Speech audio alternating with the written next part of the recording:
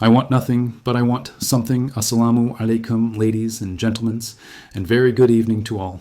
I stand before you today as a simple man, a son, a brother, a friend, and a speaker who carries one honest contradiction in his heart. I carry it, a sentence that sounds like a riddle. I want nothing, but I want something. This sentence is small. It fits in one breath, but inside it lives a whole life. A life of peace and desire, a life of contentment and longing, a life that is calm, and at the same time restless. I will speak to you from my heart. I will speak as a human being facing the same choices you face. I will speak as someone who has watched time pass, who has seen people grow and fade, who has seen wealth arrive and leave.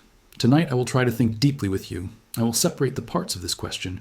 I will talk about being fulfilled and still wanting more. I will talk about the cost of chasing. I will talk about how society shapes our wants. I will offer a practical way to live better. Not perfect, but better. And I will end with a clear call to action you can take at once. Please forgive me if my words sometimes sound like questions. I do not have all answers. I only have what I have learned by living. The quiet satisfaction. Why I say I want nothing. When I say I want nothing, I do not mean I am empty. I mean, I have learned to carry the quiet things that do not break. I mean, I have tasted simple joy and found it enough. I have seen old men in my village who wake up before dawn. They sit under a tree, they drink tea, they pray, they fix one small thing in their house, they love their family. Their faces show a calm that money never bought. I have seen mothers who cook one simple meal, share it with their children, and smile. That smile is not poor, it is full. We can live with little and still be full. There is food that feeds the soul, a child's laughter, a neighbor's help, a morning full of light. These things are small. They do not cost much, yet they make life feel whole. I say I want nothing because I have no greed for more than I need. I do not want to live in a constant race for the next thing. I know that chasing one more dress, one more phone, one more car can become a river that never ends. To me, peace is better than permanent searching. There is another truth. When life is short, the longer view becomes clearer. Death is standing at the end of our road. Maybe that thought scares some. For me, it makes the little things matter more and the loud things less. But then I say, I want something. The practical desire. Even while I feel content, I have needs. I do not want to suffer. I want a roof that does not leak. I want food that is healthy. I want education for my children. I want dignity for my family. I want a life where a sudden illness does not break us. These are not luxuries in my view. They are basic needs. Beyond basic needs, there are comforts that make life easier and safer. A car can mean safety for my wife and children. Good clothes can mean respect in the market and better chances for my children in school and work. Say, bigger house can mean privacy and rest. A stable business means my family will not go to bed with worry. And yes, I sometimes want more than I need. I want to give my parents the best our work can buy. I want to travel to learn. I want to grow. These wishes are not wrong in themselves. They are part of being human. So I say, I want something. Not from greed, but from a desire that life be better for those I love. That is the human side of my contradiction. The conflict between contentment and ambition. Here is the difficult part. Contentment and ambition can pull in opposite directions. Contentment says, be satisfied with what you have. Ambition says, improve, grow, secure. If we choose contentment alone, we may stop learning or helping our family to rise. If we choose ambition only, we may lose our peace, our family time, our honesty. Most of us will live somewhere between these directions. We must learn how to walk without falling. We must learn a steady balance between wanting and being thankful. Comparison, the thief of peace. One reason we want more is comparison. We look at neighbors, cousins, people on the street, people on the phone screen. We measure our lives by what others show. This comparison is dangerous for two reasons. First, it changes our goals.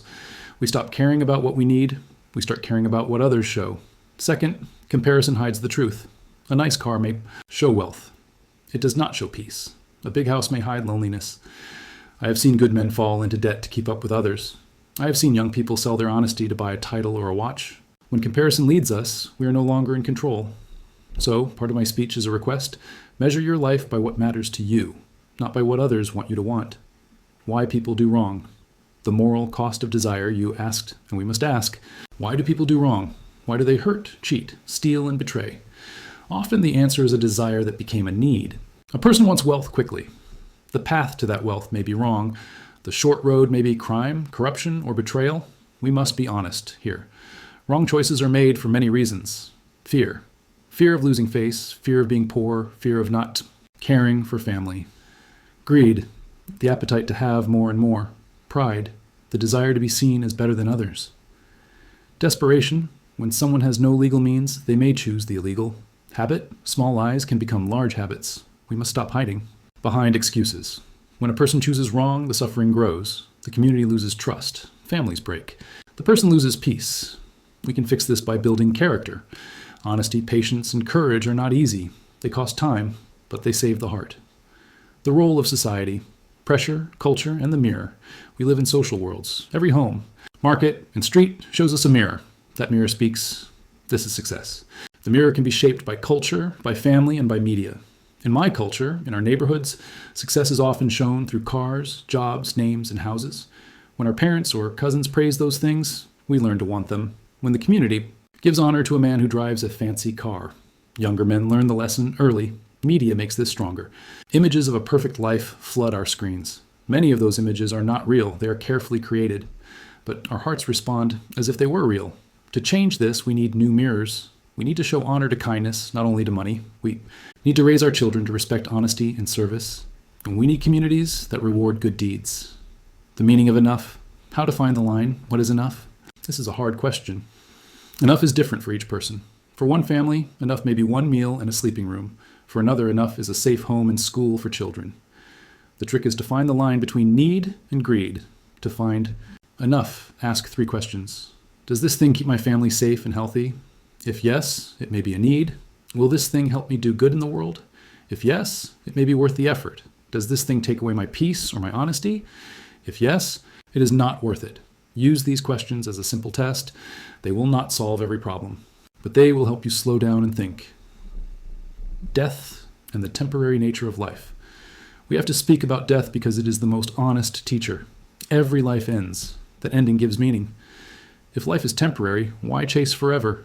Because life is temporary does not mean we should do nothing. It means our actions matter in a different way. If we learn to do good, to help family, to build friendships, to be honest, these things change other lives even after we are gone. Wealth left behind may help, but wealth alone cannot buy respect. Wealth alone cannot buy the truth of a good life. In the end, people remember how you treated others, how you loved, and whether you left a good example. Think about your life like a seed. Some seeds produce a small plant, some produce a tree whose shade is used by others. You may not be here forever, but your actions can make the world softer for those after you.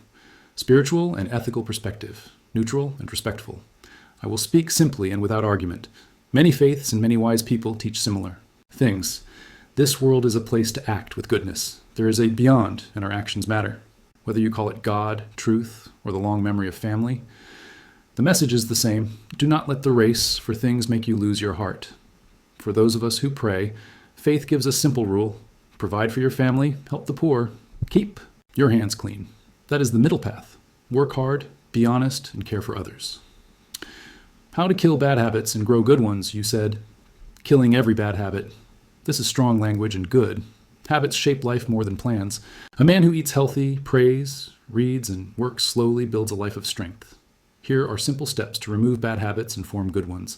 Name the habit. Be honest. Write it down. Say it out loud. Find the trigger. When does it happen? Stress? Peer pressure? Boredom? Replace it. Habits do not vanish. They are replaced. If you bite nails when nervous, keep a prayer bead or a stress ball instead. Reduce the chance. If the bad habit needs a phone or a group, change the environment. Reward the good. When you resist, reward yourself with a small pleasure that does not harm you. Ask for help. Community matters. Friends and family can help hold you. Be patient. Habits take time to change. Good habits build a life of quiet strength. They make it easier to say no to wrong and yes to the right. 11. Practical steps to balance. Desire and simplicity. Here are some clear, practical steps I recommend for anyone who feels the same tension I feel. Make a list of needs and wants. Be strict. Put food, shelter, health first. Put status, luxury, and showing off later. Create a simple budget. Save even a small part each month for emergencies. Set a slow goal. If you want a car, plan how much you will save each month. If you want a bigger house, decide what you can do honestly. Limit your comparisons. Remove the apps and places that make you feel less. My dear friends, life is not about how much we collect, but about how much meaning we create. We enter this world empty-handed, and we leave it the same way.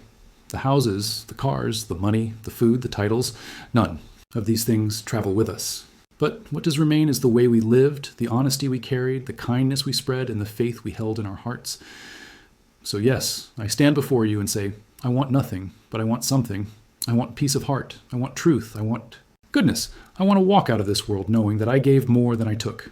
That is the true wealth. That is the real success. If we understand this, then our lives will not be wasted in chasing shadows. Instead, we will live as light, for ourselves, for our families, and for the generations to come. Thank you for listening with your hearts.